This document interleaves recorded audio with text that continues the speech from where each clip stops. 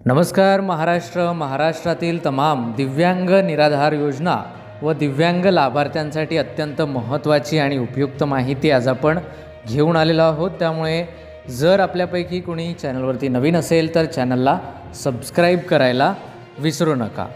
तर बघा, अत्यंत महत्त्वाची माहिती अशी आहे की आता तुम्हाला जे अनुदान मिळालेले आहे बऱ्याच लाभार्थ्यांना, यावेळेस जवळजवळ 90 ते 95% लाभार्थ्यांना आता अनुदान मिळालेले आहे. सरकारच्या मते आम्ही सर्वांनाच अनुदान दिलेले आहे, परंतु माझ्या मते हे 90-95% लाभार्थ्यांना अनुदान मिळालेले आहे. ठीक आहे, तर सर्वांचे खूप खूप अभिनंदन.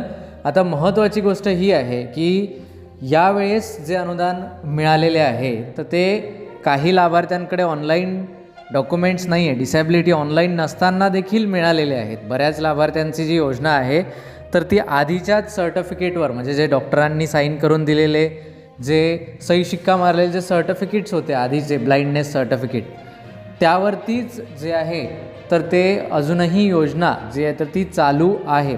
आणि अशा देखील लाभार्थ्यांना यावेळेस पैसे मिळालेले आहेत. बऱ्याच लाभार्थ्यांना 5-6 महिन्यापासून पैसे मिळाले नव्हते, पण या 2 महिन्याचे पैसे त्यांना देखील मिळालेले आहेत, अशी देखील एक माहिती उपलब्ध आहे.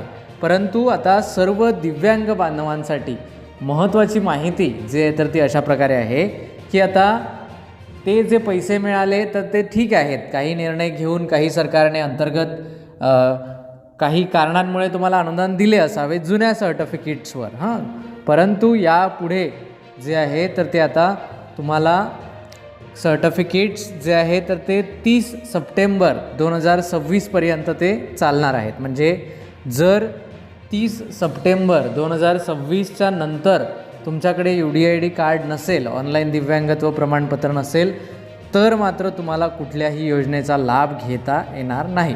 आता आपण संजय गांधीचे बरीच लाभार्थी आहेत किंवा सर्व दिव्यांगांना जवळजवळ संजय गांधी मिळतो, त्यामुळे आपण संजय गांधीचं नाव इथे लिहिलं आहे. पण बाकी देखील योजना, असं नाही की फक्त संजय गांधी बंद होणार, बाकी देखील योजना ज्या आहेत तर त्या 30 सप्टेंबरच्या नंतर तुम्हाला लाभ घेता येणार नाही. त्यामुळे आता जो आहे तर तो मे महिना चालू आहे, जून, जुलै, ऑगस्ट आणि सप्टेंबर असे 4 महिने तुमच्याकडे आहेत.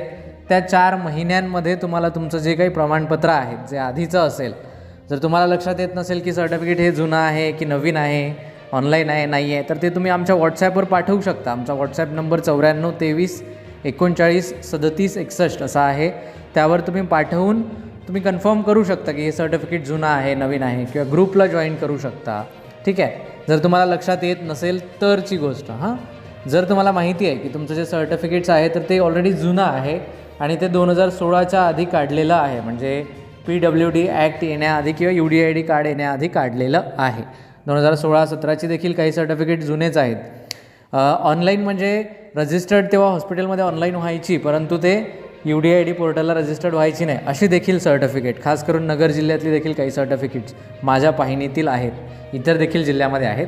तर अशा सर्व सर्टिफिकेट्स धारकांसाठी आता दिलासादायक आपण बाब म्हणूया.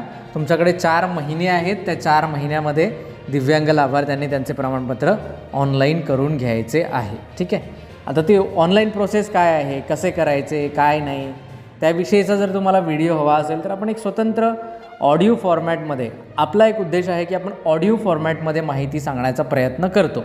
स्क्रीनवरती जर ती माहिती फक्त दाखवली तर ती जे काही ज्यांचं व्हिज्युअल इम्पेअरमेंट आहे, ज्यांचं दृष्टीहीन आहे, त्या लोकांना इश्यू होऊ शकतो. त्या दृष्टिकोनातून आपण एक छोट्यातल्या छोटी गोष्ट देखील ऑडिओ फॉर्मॅटमध्ये देण्याचा प्रयत्न करतो, म्हणजे तो ऑडिओ तुम्हाला देखील ऐकता यावा व इतर सर्व दृष्टीहीन लोकांना देखील ऐकता यावा, हा आमचा एक प्राथमिक उद्देश आहे.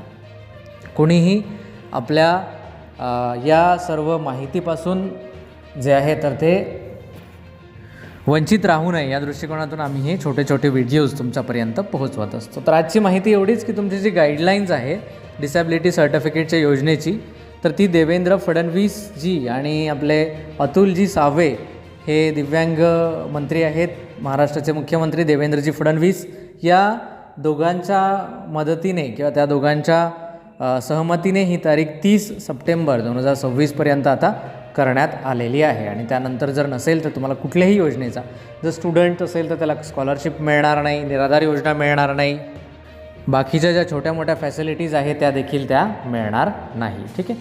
अशा प्रकारे आजची ही महत्त्वपूर्ण माहिती होती. व्हिडिओ आवडल्यास चॅनलला सबस्क्राईब करा आणि इतर लाभार्थ्यांपर्यंत माहिती पोहोचवायला विसरू नका. चला तर भेटूया पुन्हा एकदा एका नवीन माहितीसह नवीन व्हिडिओमध्ये. तोपर्यंत नमस्कार, धन्यवाद.